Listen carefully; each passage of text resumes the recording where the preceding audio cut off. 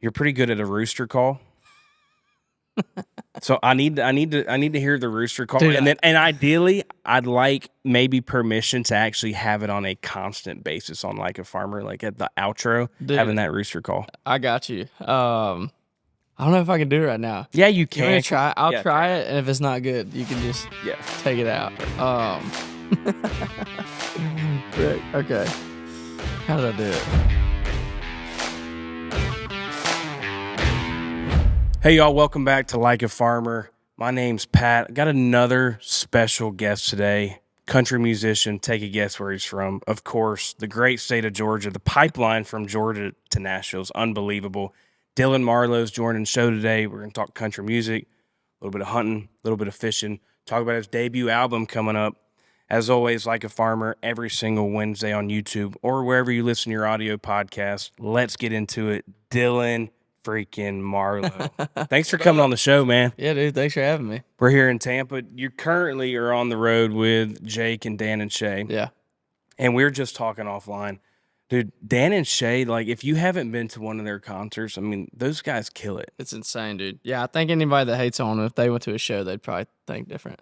And it's so good. You kind of gave a hot take. I mean, you're saying, was it the Shay? Yeah. The Shay of Dan and Shay. I mean, you're a big fan. He is, I will go on the record and say he's the best singer in country music, for sure. And you've been on the road with some monsters. Yeah. I mean, it would have to be him and Chris Stapleton as a two.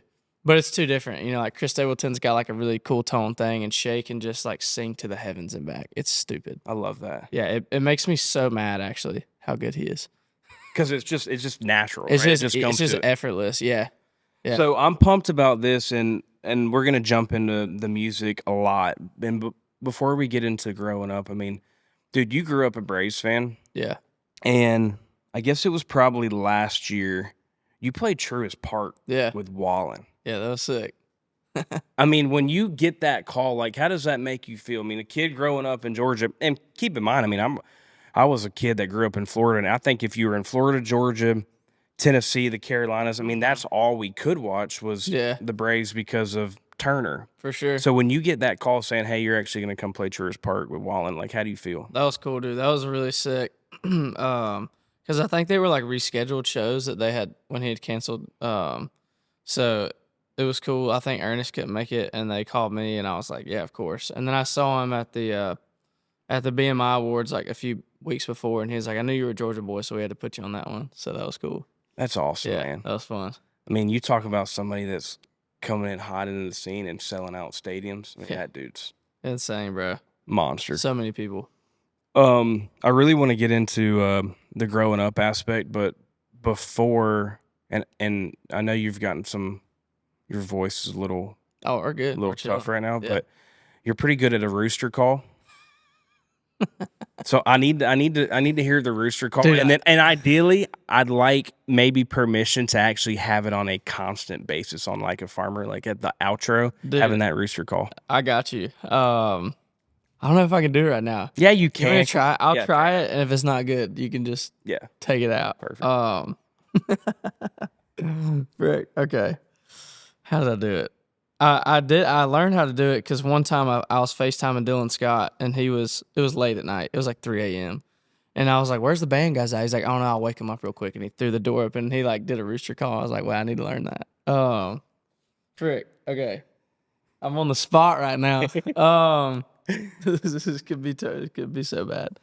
All right. If I was a chicken and it was like 5:45 in the morning, and the sun was like just peeking above the barn, you know, I would make a sound like, I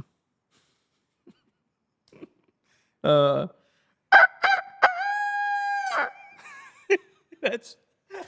that, man. That was actually my best one yet, probably. Dude, that was great. That was good. Dylan Marlowe, why are you not opening up every single show with that? With the Rooster Call? Dude, I don't know. I should. I mean, Riley, you've been to, I don't know if you've seen like Riley live. I mean, he hops up, boom, duck call, and then he gets into it. Like, you've got to do that. Maybe I could be Dylan the Chicken Man on Instagram. The Chicken Man. He's Riley Duckman. Yeah, I like that. Dylan Chicken Man. That's awesome, man. Thanks for that. Statesboro. You grew up. Yeah. Another Georgia boy that, goes to Nashville, have a successful music career. We can go on that list. Yeah. Tell me how it was growing up in Statesboro, man. And when you hear Statesboro, it's Georgia Southern, great school. We all love the Eagles, but how was it growing up there? It was sick, dude, because we kind of had it. It was like a bigger small town, so you have like everything you need on one side, like restaurants and stores and stuff. But then also you could drive 10 minutes over here and there'd be nothing for miles. So you kind of had like the best of both worlds. Feels weird to say that. I don't know. Miley Cyrus thing, I guess. But no, you really did. You kind of had just what you need here and what you don't want here. So my school was like 3 minutes from my hunting lease that we had, or just like the land that I had permission to hunt. And so I could literally hunt until like 8:30 and then go to class, and it was so sick. That's awesome. Yeah, it was cool. The people were great. Very small town-y, like as in like drama stuff was always like everybody knew about it, obviously. But for the most part, it was great. I only went to Georgia Southern for 1 year. Yeah. And they told me I didn't need to come back. They said, "You're so smart. 1 year is enough for you." That's weird. Happened to me it's too. It's crazy. I still haven't got the diploma, but they said it's coming. So I think you should get one of those like honorable diplomas that they give out. yeah, Like Shaq is a doctor because he got a doctorate from LSU, even though he maybe went 2 years there. But I think we can make that happen with Southern. we'll figure it out. Georgia Southern was one of the first places because I've had 2 or 3 fake IDs taken. Definitely one in Miami. And Georgia Southern, I forgot the bar. It was one of those strips of college bars. And I had a buddy that played golf at Southern, so love that school. Your passion for outdoors and hunting, you talk about it a lot, and I live vicariously through your social media. Like, where do you find that passion from? I don't know. It's crazy. My dad was always huge into fishing, but never hunting really. So that's probably where I get my fishing bone from. But my uncle Glenn was the one that kind of took my dad hunting and me hunting a bunch, and so he kind of got me into it. But I just fell in love with it. I think maybe because this world that I'm in right now is just so crazy and hectic that when I can go sit in a deer stand for 3 hours and not have to talk to anybody, it's kind of nice. Yeah, absolutely. Not that I hate talking to people, but just like having that quiet every now and then is nice. And I think that's probably where I find like the most peace at. And then, yeah, I don't know. There's just something about killing something and eating it that you can't get at the grocery store, you know? Did you have family land, or were you leasing a bunch of farm? No, I've always had. Well, my grandpa, he had like 30 acres, but there wasn't ever really a whole lot on there. I killed a turkey out there, and I killed a few deer, but it was always just buddies' land. And thankfully, I had a bunch of buddies growing up that had a bunch of land that let me hunt. So. Yeah, and I think, and we joke about it, but it's factual. Like, if you look at the list of Georgia boys and girls that go to Nashville, they have a successful career. Part of me, so we started Like a Farmer, right? And we want to celebrate the people that come from rural America, but we're also educating the people that want to be in that lifestyle, right? Yeah. They want to wear boots. They want to drive a pickup truck. They want to learn how to hunt and fish, which is awesome. Yeah. I think, and you think, what you do is storytelling. You grew up in this rural area in Georgia, and that I feel like that kind of helps you when it comes to writing your songs, right? Oh, yeah. I tell everybody I think I have a little advantage because at least I know before I got into music, I didn't get into it until later in life. I kind of knew what I liked hearing after I got off work, busting my ass all week, and I feel like I kind of know what those people want to hear now, just kind of based off of what I wanted to hear when I was doing it with all the people I grew up with. So it's all just like, I feel like pretty authentic through the things I say, just what I've been through, and just being from down there in good old Statesboro, Yeah. I feel like I have an advantage over some other people on like what to write and what people want to hear. Correct. I love that. What were you doing outside of, going to school? Any hobbies, any sports? Yeah, I played baseball my whole life, and my senior year I got not really hurt, but I was gonna have to have like a surgery to keep going, and I only had like one really terrible offer. Yeah, baseball. So who was that to? East Georgia, and you never know, right? Yeah, you never know. But I think the Lord called me over to music. So I feel like, and I love those types of stories of like, dude, I was actually really good in high school, but I got hurt, so like, I decided not to play anymore. Yeah, 1,000%. That's kind of the way to go. Yeah, it's funny. And then when you think prior to moving to Nashville, you start working for your pops. Yep. correct? Yeah. And it's one of those, he kind of gives you the ultimatum of, Oh yeah. dude, you gotta Yeah, you gotta go. go. Yeah. Dad was in a Christian rock band, a drummer growing up. And my parents had me when they were like 17. So really young, which is crazy to think about because that would mean I'd have a 10-year-old right now, which is like insane. I don't have any kids, but so Damn. he kind of got out of that as soon as I was born, just because I guess having a kid is hard. Yeah. What At was the rock 17. band? What was it called? Yeah. It was called Mumble Lily. Okay. Yeah, and him and his buddies wanted to do like a rock thing, and my papa was a pastor, and so he told my dad, he's like, you can only do it if it's a Christian rock band. So they're like, all right. So, but yeah, so he was always like vicariously living through me, and so when I wanted to move to Nashville, he was like, they were all for it. Boom. So before we get into Nashville, I want to play a game. Yeah. Okay, we play a game on this show. I need to find like a cool name of the game. I'm just calling it the game. Presented by presenting sponsor Ag America. Love those guys down there in Florida. All over the place, actually. Ag America, if you haven't heard of them. Oh, yeah. Yeah, you've heard of Ag Yeah, America. yeah. I mean, you talk about somebody that's been for the farmers since day one. Yeah. Those guys lending money to farmers and ranchers across the country. Love those. Everybody down there is unbelievable. Mm-hmm. I'm going to say some things, and you're just going to, top of your mind, give me what your answer is, okay? All right. Georgia boy, you got to cheer for one team the rest of your life. You going Atlanta Braves or the Atlanta Falcons? Oh, the Braves. All day. That was easier. You're not a Falcons guy. I mean, kind of, but they just always sucked. So yeah, it's kind of like I'd rather be a Braves fan. I'll be a Dogs fan on that side if I got to cheer for. Okay, if you have to choose between the Braves or the Dogs. Oh, dang.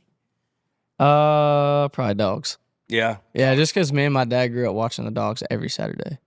Those guys have some dudes down there. Yeah. I'm excited to say this. Actually, I'll go and announce it on this episode of Like a Farmer. So, Josh and I, Like a Farmer was the flagship of Ag America Media. And this is a flagship show, but I actually just recently signed a deal with a gentleman named Tate Ratledge, who's offensive lineman for University. And Tate will be now doing a podcast under our media company. Oh, let's go. The dude will be a top 10 pick in the NFL, knock on wood, and then we'll see where his show grows from there. That's awesome. I'm stoked about that. Yeah, he's sick. Next question, dream tour to go on if you had to choose. Dang, that's a great question. Dang, I don't know. Eric Church is like my favorite ever, so probably that. Probably be out with Eric would be cool. It'd be a great one. Yeah. And I mean, you've been with Hardy, Swindell, Brantley. Yeah. I mean, that's those were all. I mean, those were all like when we got the call for all those. I think I was still like, this is insane. Yeah. You know, that's crazy. Just because I grew up listening to Brantley. Which it's funny when you tell those guys that, they're like, thanks. That means I'm super old now. But I really did. So that's awesome. Yeah.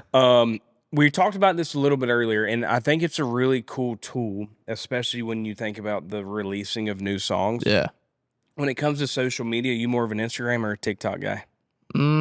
I'd say I post on TikTok more, but I just post it and then get off. Like, I don't really stay on it. But I'm probably more of like I'm like chilling on Instagram. Yeah. You know what I mean? Scrolling. Yeah, probably doing a little scrolling.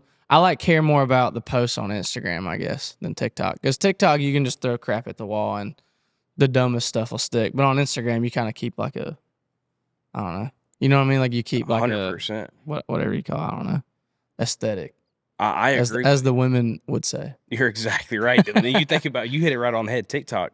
I mean, you and I can play thumb war right here in front of this cake on TikTok, and we might have 5 million likes. I mean, yeah. Or we could have 2. Or some girl could go on the camera and say "Hawk 2" and and then have more money than you and I combined. I know. We got to make a catchphrase. We do. Love that game. All right, so 2019, you moved to Nashville. Yeah. What's day one look like for you? I mean, are you second guessing immediately when you walk in? Oh yeah. Yeah. I mean, I was a huge homebody. It's funny because now I love traveling like everywhere. But I never even wanted to leave Statesboro. But I got there and I didn't really know a whole lot of people. The one dude I did know who I moved into the house with, he was in Montana for a few months. So I was kind of in that house with the dude that I just met, who we became buddies. His name's Chad.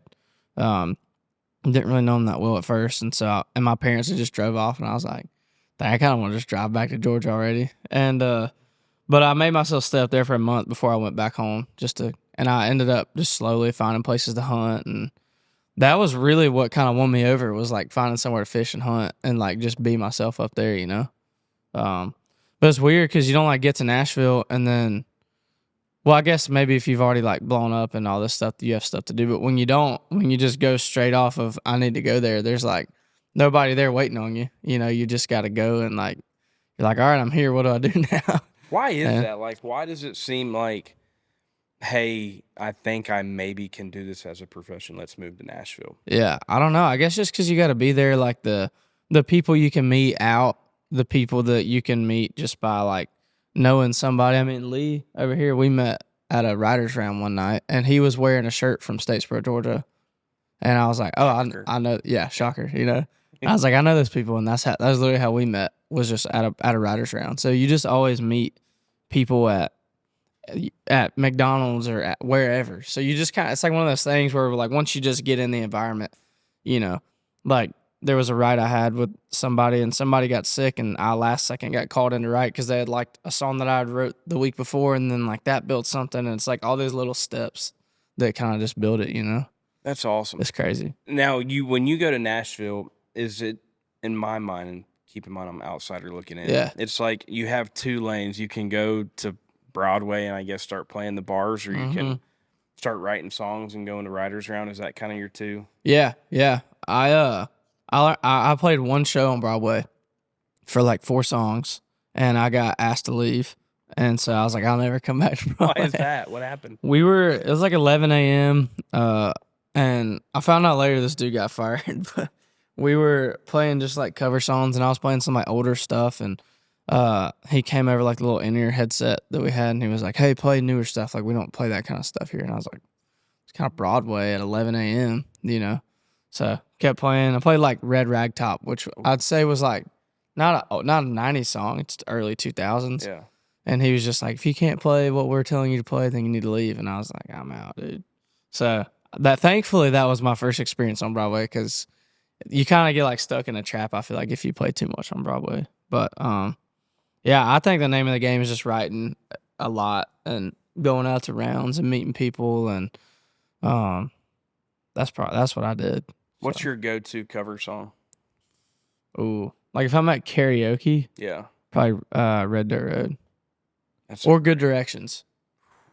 Yeah, those are my 2 go-tos for sure. Those are 2 great ones. I'm trying to think. Should Have Been a Cowboy would be mine for sure. Yeah. Sweet Caroline, You Can't Go Wrong. That's fair. Get the whole bar singing that. Yeah. And like if you're not good at singing, like you want a song that the whole bar can kind of, that's yeah, fair. you're shaking your head every day. And then Drift Away, Uncle Oh, there Cracker. you go. Dude, Yeah. that's my jam, man. Hell yeah. Would you move into Nashville, would you consider yourself at that time being more of a singer or songwriter? I always wanted to be an artist. I've always said that if I just had to stay in Nashville and write and not ever do the artist thing, I'd probably just go back home and do something. Well, and that's where you're probably getting most of your ideas anyways. Yeah, yeah. I don't know if I could just be a songwriter. I just love doing this too much. Like, Yeah. playing shows, I feel like it's what the Lord called me to do. I feel like maybe that'll change one day, and if He says, "Hey, go write songs," I'll do it. But I don't feel that yet. So It's got to be so cool, man. I'm living vicariously through you again. Like, how old are you? 27. Yeah, you're 27. So when you think about where you're at, and we just talked about the lineup that you've been opening for, but even right now with Dan and Shay, like walking out on that stage and seeing all those people, that's got to be the coolest thing. Sick. And it's got to give you the motivation, like, dude, I want to be headlining one day. Oh yeah, dude. Every night I watch them, I'm like, dang, this is like what I want to do, you know?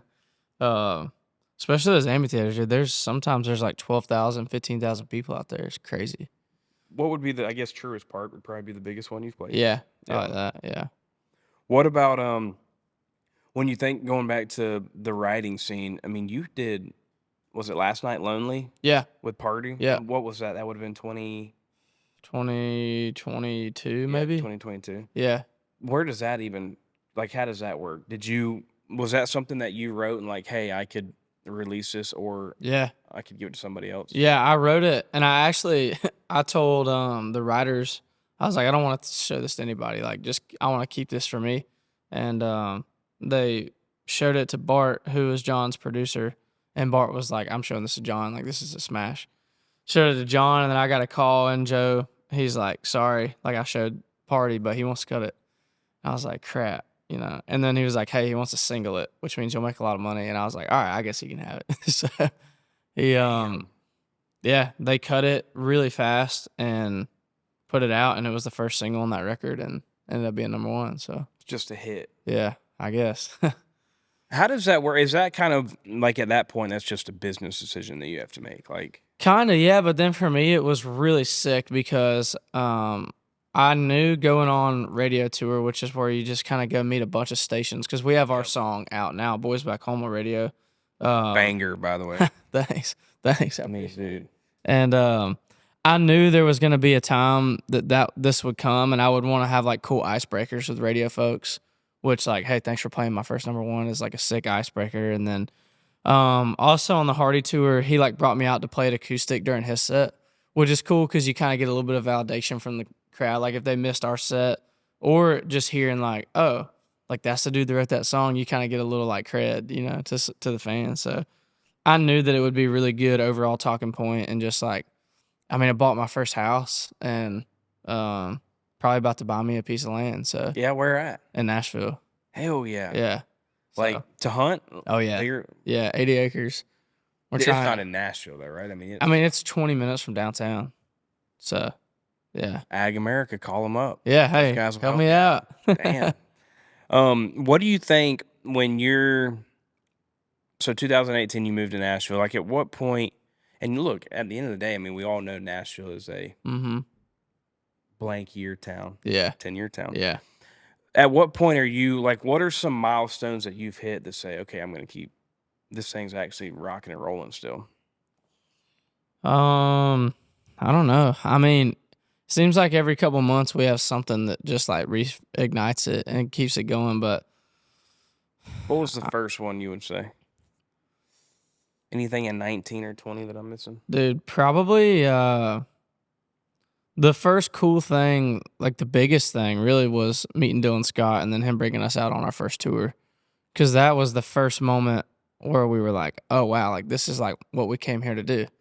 And that was really cool. And then writing the song for Party, because we got to play it on that tour. And then just signing my publishing deal with Dallas Davidson, who's like one of my best friends now. And that was cool because I always looked up to Dallas as a writer. And so it's like always like every couple months it seems something like just comes by, you know. How does that guy do it, man? He's a beast, dude. He's a beast. I don't know. He just writes about what he knows about, you know. And it works. Where's he? He's from, well, Luke's from Leesburg. I think Dallas is from, where's he from? Somewhere near Leesburg, like officially. Oh, Albany. He's from Albany. Yeah. Somebody missed the boat of making Georgia like the state of country music. Like it blows my mind that I know. all the boys have to move out. Yeah. Yeah, I wish Nashville was in Georgia. Yeah, exactly. That'd be nice. I don't know where you would put it. If you put like a music, kind of like a Broadway, where would you put that in Georgia? I don't know. Athens, maybe? Probably Athens probably Athens. That's a good one, yeah. Nashville's just not it. What, I'll tell you a milestone for me. I mean, you think about when you and Scott came with the boys back home. Yeah. I mean, yeah. How's that relationship, you and Dylan? Pretty good. It's great. I was on FaceTime with him last night, or the night before. We just catch up, talk for 30, 40 minutes, and he's become like I don't have an older brother. I got younger ones, but he's like my older brother for sure. Do you have anybody right now in the active country music scene that you kind of look up to and more of a mentor? Yeah, I mean, Dylan for sure. Have you heard of Connor Smith? Yeah. Me and him talk probably once every 2 days because we're in the same spot. So when we're both going crazy, like we call each other and just like rant. I'd say he's he's younger than me, but he's older than me, like mentality. Like he's such a good dude. And so I call him to get my train on track sometimes. And Russell Dickerson's really cool. I call him some, and everybody's just got great advice. Even Luke, he'll be like, if you need anything, just call me. So I usually call him when I want to go fishing. But Dude, absolutely. But yeah, one time, I don't know if I should tell this or not. Oh, absolutely. When you start with, I don't know if I should tell this or not, you absolutely. One time I was talking to Luke. I was like, I'm just having problems with this dude. And he goes, so just fire him. He's straightforward. But he's a good dude too. And yeah, everybody's great though. Everybody's been super nice to me that I've talked to. Brantley, I'll call him if I need anything. And yeah, really everybody. I mean, it's kind of like a big like family thing. So hey y'all, it's Pat, and I'm here to talk about one of my favorite companies in the world, Ag America. Ag America is your go-to financial partner for all things agriculture. As the largest independent financial firm dedicated to rural America, Ag America is changing the game of ag lending and leveling up financing options for farmers, ranchers, and landowners all across the nation. And I'll let you in on a little secret. The thing that sets this company apart from the rest is the people. They understand firsthand the unique needs of American farmers and ranchers because many of them grew up on farms themselves. They take a farmer-focused approach to finance, prioritizing relationships over transactions to help you build a stronger financial foundation for not only yourself, but for your family. So whether you're looking to buy land or secure working capital, Ag America has your back. Visit agamerica.com today to learn more and see how they can help you achieve long-term financial success. Because don't ever forget, when farmers thrive, we all do. Hey y'all, it's Pat, and I'm back to talk about my great partner, Fresh from Florida. Food tastes better when it's grown closer to home. That's why when you look for the Fresh from Florida logo where you shop, you can rest assured that you'll find the freshest, best tasting, and highest quality produce you can get. In the field one day and at the store the next, Fresh from Florida produce goes directly from Florida farmers to you. Go to freshfromflorida.com to get free and delicious recipes like these. And while you're there, you might as well check out to see what else is in season and see how you can support our Fresh from Florida farmers. And as always, don't forget, there is sunshine in every bite. And you kind of hit on it like, hey, really the main reason why I stayed in Nashville is because I found a place to hunt. yeah. Like, is that something that moving forward, you just saying that kind of continues to fuel the fire? Like, I just gotta go outdoors. I mean, it makes me feel like I can be myself and for sure lose my train of thought, but then sometimes get a train of thought to write a song or etc. Yeah, I mean, when we leave here, we're going fishing today. Yeah. In Tampa. Yeah. Right. Yeah. Saltwater fishing. Got some tarpon. Dude, hell yeah. So, and then like the week or two ago, I found this golf course pond like bedded up to the venue, and I just like snuck through the woods and ran off like the 17 fairway to this pond and caught like 18 bass during Jake Owen's set. It was insane. It was stupid. He was there. He can vouch. Like, that's what I'm telling. Like, Dylan, it's so hard for people to realize. I will say I do think COVID helped a lot, kind of push people to want to get outside and maybe learn those hobbies again. But like, where does that passion come from for you? Dude, I don't know. I literally just love it. Like, I don't know where it started. I mean, I used to do bass fishing tournaments with my dad, and so I'd say there like kind of grew that flame for fishing, like I said. But I don't know, man. Like, I would just do it every day if I could. I went out to Montana a few years ago and started turkey hunting, and then I've been back every year since. And I've met a few landowners who kind of hold it for me to hunt, and I don't know, bro. It's like so cliche, but I think I definitely feel closer to God like outdoors than I do. I mean, sometimes it's different in church, but I still go to church when I can every Sunday if we're back in town from the road. But I don't think it's a good substitute for church, but I think it goes hand in hand for sure. Like, I always just find God out there. So definitely helps with me there. That was deep, man. Yeah, sorry. Got deep with Dylan real fast. I love that deep with Dylan. And the fact that, like, even when you're on tour, I mean, you're just trying to find the nearest pond possible. Yeah. Is unbelievable. Yeah. What are some cool stories that you have, like, from tours that you've been on? I mean, I'm sure the Hardy tour was crazy. Yeah. Swindell, I love Cole. He's a good friend of mine. But, like, Any cool stories out there that? Dude, my favorite one is we traveled in a short bus before. Me and my dad bought a short bus, renovated it out, took all the seats out, and we had 6 bunks in the back, 2 couches up front, TV, trash can, everything you need. Yeah. And, All the necessities. we on the Dylan Scott tour, we had a few weeks where because we weren't going to drive back to Nashville after going to Montana, and we had a week between. We played Montana, Utah, and somewhere else, and then we had 5 days before we had to be in California for a run out there. And on the way to Montana, I called somebody in Wyoming and just cold called them and got permission to turkey hunt. So we left after Utah. The band thought I was driving to California, and I think we woke up at some of the guys woke up at 3 or 4 a.m. and they were like, "Where are we going?" Because it was like, "Welcome to Wyoming." They're like, "We're supposed to go to California," and I was like, "I just made a quick detour. It was 8 hours out of the way," and me and Screech, my tour manager, we went and shot 2 turkeys out there in Wyoming, and I felt bad. We left the band in the bus on the side of a dirt road, and they woke up and they're like, "Where are we at?" Dude, as long as you bagged the turkeys, it's Dude, cool. If yeah. you would have went out there and it was before I had any money, before the Last Night Lonely thing. We were making $500 a show on that tour, and so I didn't have any money to nowadays if I had to lead the band somewhere, I would give them per diem and stuff.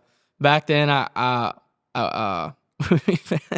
we found this hotel in this town for $80, and I was like, "Here's the room key. Here's $30. Order a pizza. I'm going hunting." yeah, it's one of those hotels that you do it by the hour too. I know exactly.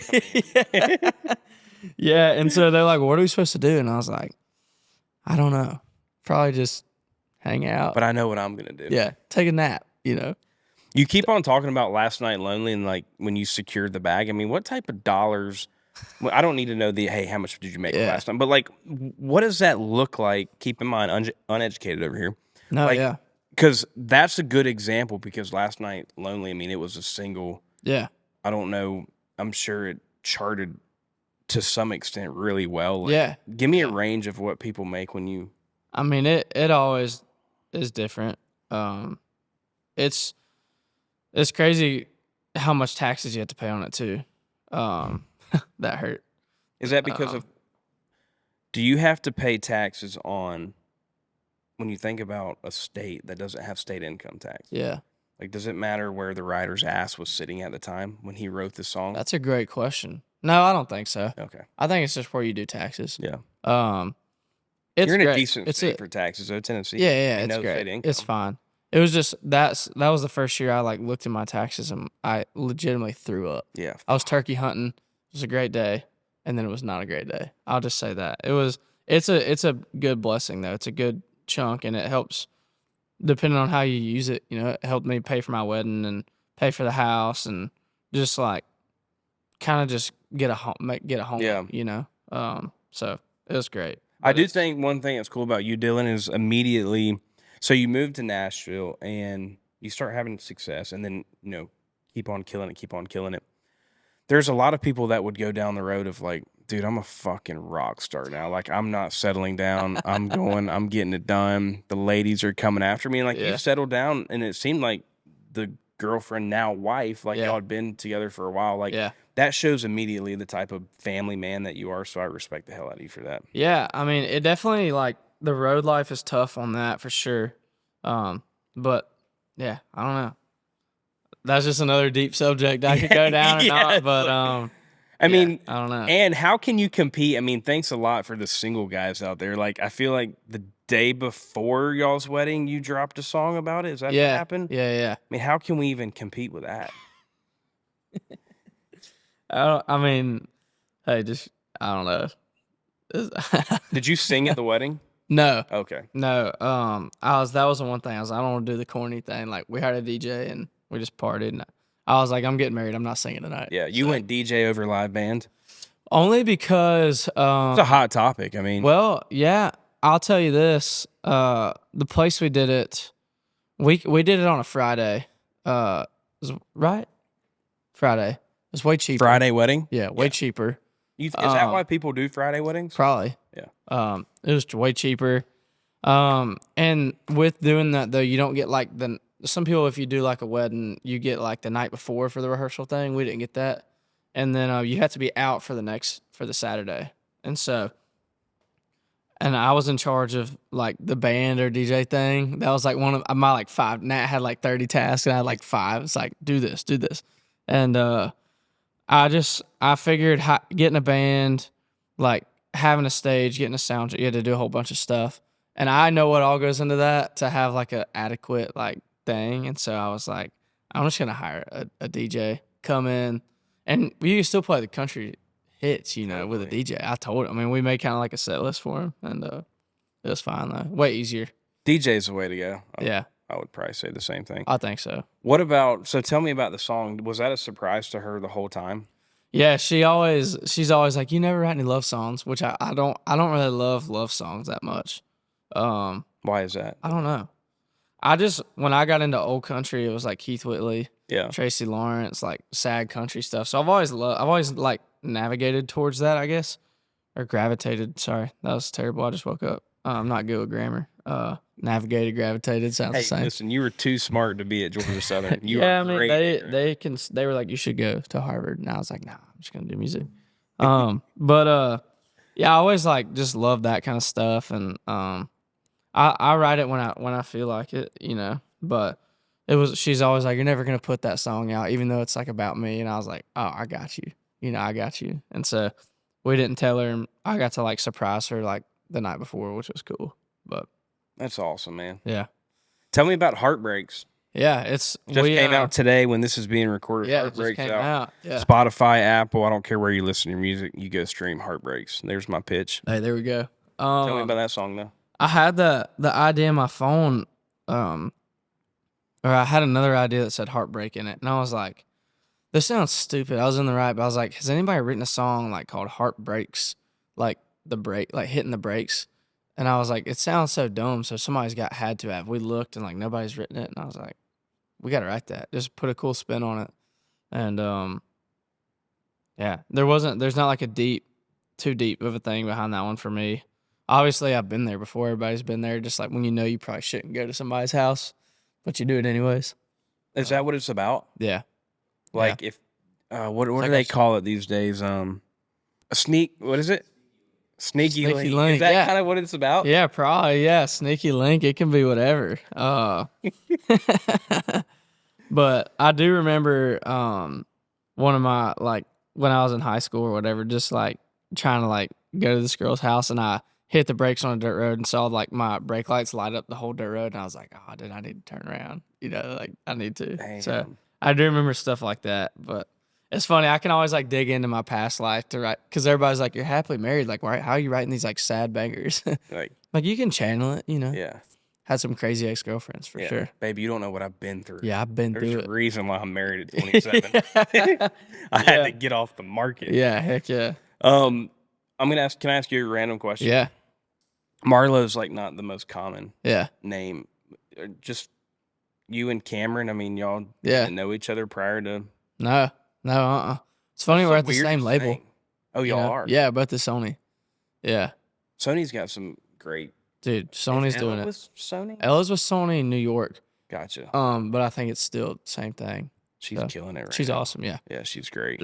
She actually wrote "I'll Keep the Country with Me," one of our songs, and she's great. We've been friends for a while. So country music's such a cool thing right now. I mean, even think about what Post Malone's doing. Yeah, dude, it's really sick. I feel like everybody's hopping on the train, which is a good thing for us, Have you listened to that album, Posties? I haven't, dude. A couple songs here and there. I have a weird thing about me where I'm gonna listen to that record. I feel like that's gonna be the exception to my like. It's not a rule, but I don't ever want to like follow the trend or like do what's working, because I'm scared I'll like see, oh, this sound is getting millions of views on TikTok, like I should go do that, so I'm always scared. Like it's kind of like protecting my like creative heart, I guess. So like I haven't, and I'm not out of like, oh, I hate this or I don't like it, but I haven't really listened to a whole lot of Zach Bryan or really anything that's like just doing like a movement. Trendy. I feel like Trendy, kind of, yeah. but I feel like I actually do like that Pink Sky song. I just found that the other day, which is sick. Love that song. Him live is unbelievable. Yeah, I haven't dug into that, or I feel like there's other things like that, just because I don't want to like listen to it and be like, man, I could write songs like this, and maybe it, I want to stick to what I'm doing and stick to my lane, and if it takes a few years longer to work, or if it takes 10 years longer to work or whatever, I just want to stick to like what I like writing and doing. So I don't ever like really go down the trendy thing at the time, just out of like trying to just guard like my creative process. But I'm definitely going to dive into the post record at some point. Yeah, it's awesome. Sure. And TikTok, we keep talking about this. I mean, it's crazy. You can go on TikTok and yeah. I feel like Morgan's doing it a lot too, but just kind of teasing these songs coming out. Yeah. TikTok, and especially with this new AI shit, man. I mean, I was doing some due diligence on Dylan Marlowe over the past couple of days. Have you seen like on TikTok about how Shaq is a big fan of? Dude, I've got so many texts like, dude, this is sick. I'm like, this is not real. Like it got me for a little bit. Can we pull that up? Pull up. There's like a what is it? Yeah, it's like Dylan Marlowe Vault. No, it's the Vault. Yeah. I don't know who it is. There was one, it's like Joe Rogan. Yeah. Is like talking, and I'm like, are you kidding me? Like, dude, I would whoever's doing this, thank you. It's like creating some like really funny buzz. Yeah. But I will just go on the record and say Young Gravy is not my dad. Shaq hasn't been to a show that I've seen, but he is invited.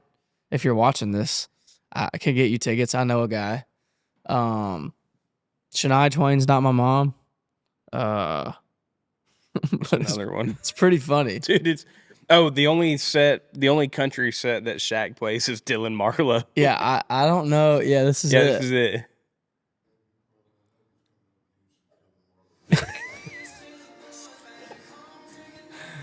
Yeah, I mean, whoever made this, like, spent some time on it for sure. Dude, that is unbelievable.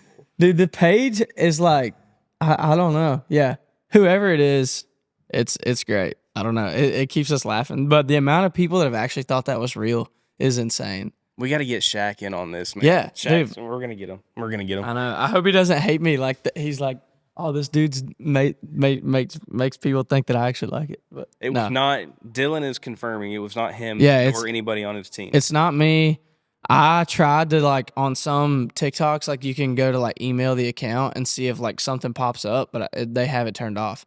So I've asked like my team at Sony, like my management, I'm like, it's got to be one of y'all, right? Yeah. And they're like, no, it's not us. So could be Powers.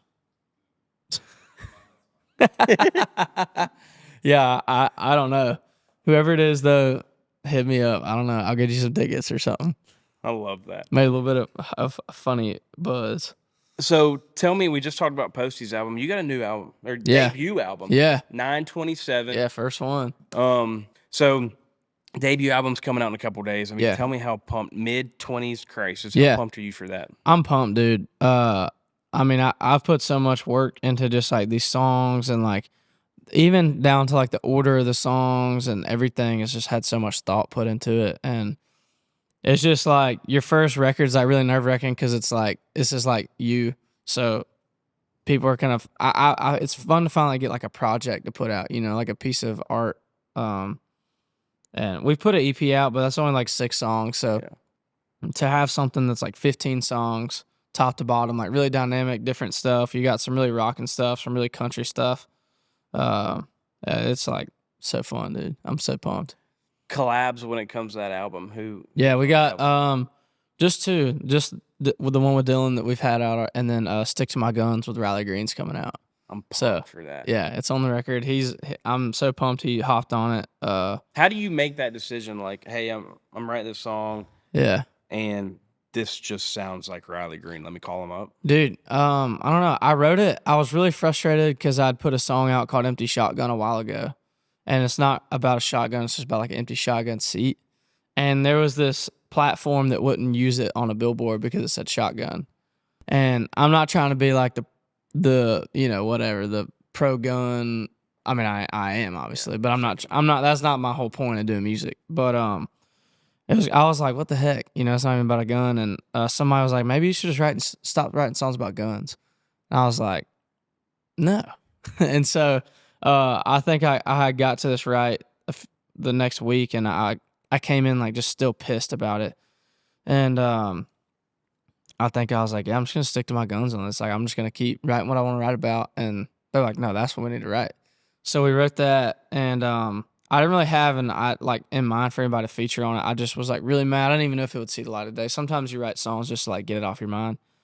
And for the record coming up, I was like, dude, it'd be sick to have Riley on this. Like, it kind of sounded like a Riley Green song a little bit, just like the content and the way it was sang and stuff. And so Dallas actually sent it to Riley and was like, yo, Dylan's putting this out if you want to hop on. And he was like, yeah, I'm down. So I love that, man. Yeah. Dude, anytime he's been doing some feats, him and Ella. Yeah, that one's taking off. Yeah. That's awesome. What, congrats on the debut album. Thanks, by the way. yeah. It's huge. Yeah. I'm excited for you, pumped to see that. What's next for Dylan Marlowe outside of that? We're gonna tour on that record next year. We'll do a Mid-Twenties Crisis tour, which we'll announce in a few weeks probably. And that's gonna be fun. You gonna come down here to the Sunshine State? Probably, yeah, probably. We're still getting all the dates lined up now, but probably do a record or we'll tour that record, and I think we're gonna go to Australia next year, do some cool stuff across the pond, and I got an elk hunt lined up this year, so that's gonna be sick. Oregon. Okay. Have you ever killed one? No. What's your dream hunt to go on? Probably that. I mean, elk hunt. Yeah. That's probably about it. Might have a kid next year. I don't know. We'll see what happens. We'll see. Yeah. We'll see how fertile we are. See what the garden grows. Dude, I love that, man. Good for you. We'll see. I don't know. I want kids so bad. Like, it's funny. A lot of people in my spot, they're like, I could never have a kid. Dude, I want like 10. Not really. Do you? I want 3. 3? But What's your wife's name? Nat. Yeah. So is she like in line with 3 kids? Oh, yeah. Yeah. Do y'all have, is that a thing to maybe just like write down names that y'all maybe would want to? She's got a list. I have a few that I like, but she told me I'm not allowed to tell anybody because then somebody will take them. That's true. But I mean, names are kind of for the taking. So, yeah. If you had to choose, and we all can agree standing in this room, we just want a healthy, beautiful baby. But if you have to choose, you going boy or girl? Dude, I want a boy. But I have said before, I've always been scared to have a girl. And this is probably like... You deserve one, though. It's one of those... Yeah, my mom had 3 boys. My aunt and uncle had 2 boys. It's always been boys. But I will say this on the record. This might be kind of like whatever. But I was always scared to have a girl. But if Nat is raising the girl, I think it'll be all right. So... Dang. Yeah, I mean, I'll stick to it. If she's like raising a girl, she'll be all right. I won't have anything to worry about. So. Yeah. 10 kids. No, not really. No, just 3. But interesting side story. Our bus driver, Bruce, he has 2 Super Bowl rings. His name's Bruce Colley. You can look him up. He's insane. He blocked for like Joe Montana. He was on the Eagles in the 80s and 90s. And he has 13 kids. 13 kids. Yeah. 13 kids, 2 Super Bowl rings. Yeah. I would probably, if somebody said, hey, you're going to win 2 Super Bowls, I'd probably, and they said, but you had to have 13 kids, I'd go with it. Oh, yeah. 1,000%. He said when he like came to faith with Jesus, he said he opened the Bible and the first verse he read was be fruitful and multiply. And so he said we were fruitful and multiplied. So, dude, I love that, man. Yeah, Bruce is awesome. I appreciate you coming on the show today. Yeah, thanks for having me, dude. Anything else? You good? Feel good about everything? Yeah, I mean, yeah. I'm stoked to continue to watch you. Yeah. I might come check you out tonight at the amphitheater. I'd love to come see you rock and Jake and Dan and Shay, so I might see you there. Yeah. Come on, let me know. Congrats on Heartbreaks. Thanks, bro. Mid-Twenties Crisis. Make sure y'all go check that out. Yeah. Dylan Marlowe, appreciate you coming on the show. Guys, as always, like, comment, subscribe, share, do whatever you got to do to be like a farmer.